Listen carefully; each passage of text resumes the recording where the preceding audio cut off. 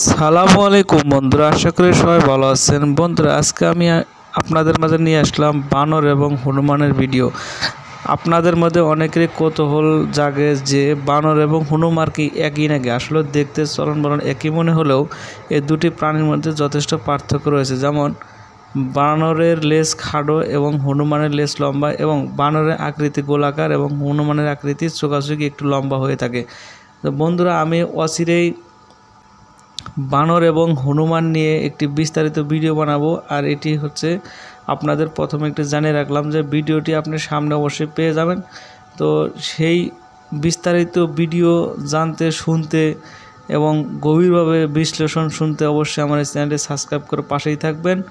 এবং আর বানর সাধারণত মানুষের আশেপাশে ঘিরতে পছন্দ করে, কিন্তু হনুমান কিন্তু সেটা নয়। দেখতে পারবেন যে গ্রাম অঞ্চলে এখন বানরের খেলা দেখাবে, কিন্তু হনুমান নিয়ে কেউ খেলা দেখায় না। কারণ আসলে হনুমানটা একটি অন্য জাতি, যে বানরের স্বভাব তার মধ্যে থাকলেও অনেকটা কম আছে এবং শারীরিক গঠনের দিকে পার্থক্য আছে। তো বন্ধুরা, আমি আপনাদের বলবো যে অ্যানিমেলসের জগতে যত কিছু শুনতে চান অবশ্যই সেগুলো শুনতে আমার অ্যানিমেলস প্রো 24 চ্যানেলটি সাবস্ক্রাইব করে পাশে থাকবেন। সো বন্ধুরা, ধন্যবাদ সবাইকে। আজকে আর বেশি বাড়ালাম না, এ পর্যন্তই। আসসালামু আলাইকুম।